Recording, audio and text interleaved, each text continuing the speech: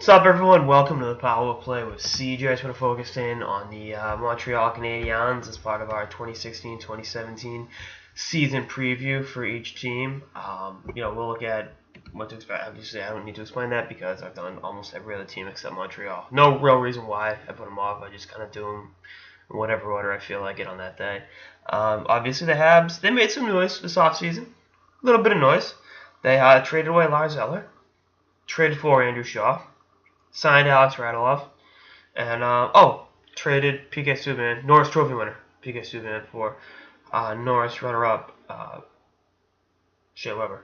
So it's the equivalent of trading the Pittsburgh Steelers to the Buffalo Bills. But I don't know if that's the best because the Steelers have won a lot of Super Bowls, and Subban just hasn't won Norris Trophy, and Weber's been a runner-up a bunch of times. So I don't know. The joke kind of sucked, but deal with it. But anyway, start with their forwards. Max Pacioretty, Galchenyuk, Brendan Gallagher. I like that top line. I like that top line a lot. That gives you a little bit of everything. You get some size, you get some creativity, and in Gallagher you get some really nice grit. I think Galchenyuk is going to take that next step. I think he's ready to be that number one center that the Habs have really lacked over the last couple of years. And do I think Terrion's the right coach for him? No, I don't think Terrion's the right coach for anyone. I think Galchenyuk can definitely take his game to the next level this season. I think he's talented enough. I think this team is good enough. And you know what? Last year with Carey Price out, and we'll talk about Price later on in the piece, the team folded. There's no other way around that. They folded without having their superstar goalie. So it's kind of tough to be objective in grading this squad without their backbone. But I thought Galchenyuk did a lot of things well last year. First 30-goal season of his career, and I think that can be the stepping off point for some more really great things. Anyway, that line's great. Plekanec as your second line center, I think is a good fit. I'd put him with A-Rad and I don't know. I guess maybe Shaw. I think Radulov. I think it's gonna end up very poorly because I don't like the fit with him in this team with this organization. But it's still like, all right. Let's see what we get out of him. The signing perplexes me, especially when you factor in that they didn't like PK Subban's personality in the room, so they added Alexander Radulov, which makes zero sense. But hey, whatever. And we'll see if that's, how long it takes him to implode. Shaw, we saw how he endeared himself to Habs fans already, so I think he's going to be just fine in Montreal. And bringing that championship experience isn't a bad thing. Then your bottom six, it's kind of a who's who. You got some young guys like Sven Enrigetto, like Dano, like Mike McCarron. I guess to a certain degree, Stefan Matteau as well, knocking on the door for those, bottom six spots. And you got veterans, you got Flynn, you got Desharnais, guys like that. So a lot of competition there in the bottom six. We'll see, who comes out of it with roster spots.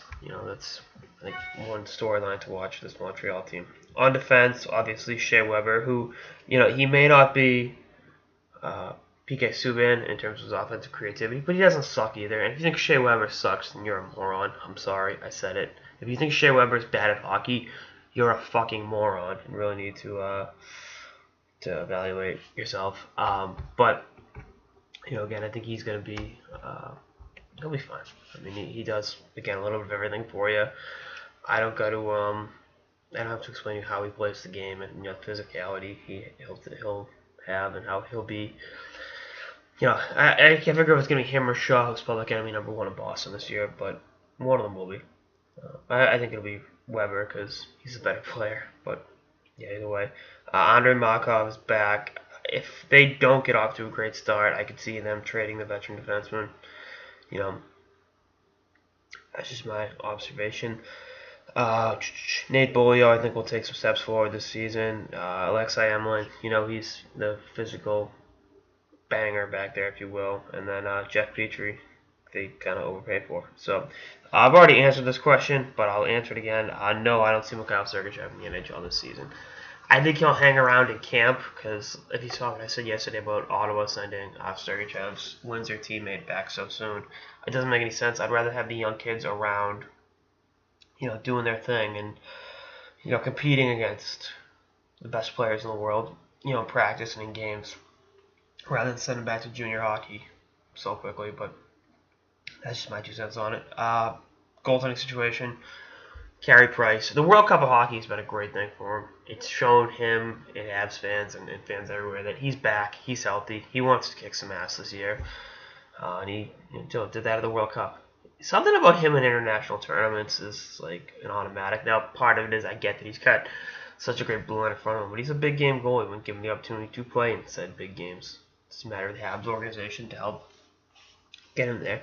And the other thing is having Price in the lineup, and I don't need to say this, but it covers up a lot of the warts on the team.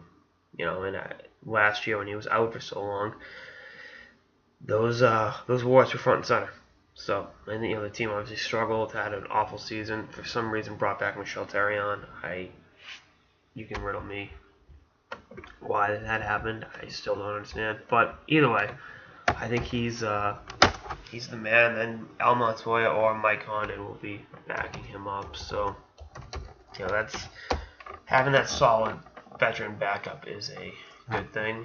And I like Montoya. I thought Florida showed. I know Florida paid Reimer. That's what they were looking for. But I would have taken care of Montoya because he was a excellent backup to Roberto Luongo last season. So we'll see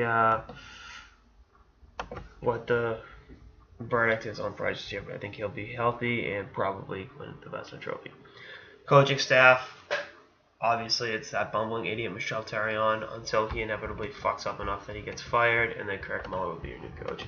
I think Montreal will be better. Obviously, real hot take, and I think that they will compete for a playoff spot, and they're the third best team in the Atlantic Division. Obviously, the two Florida teams are better, but they'll definitely be in the thick of things. And come playoff time, if Price gets on a hot streak, they could very much go on a Cinderella type surprise run. So. Yeah, that's what I'm saying about the Habs. Anyway, that's all I got in this episode of the Power Play with CJ. Stay tuned for more episodes throughout the off season and beyond. Later, guys.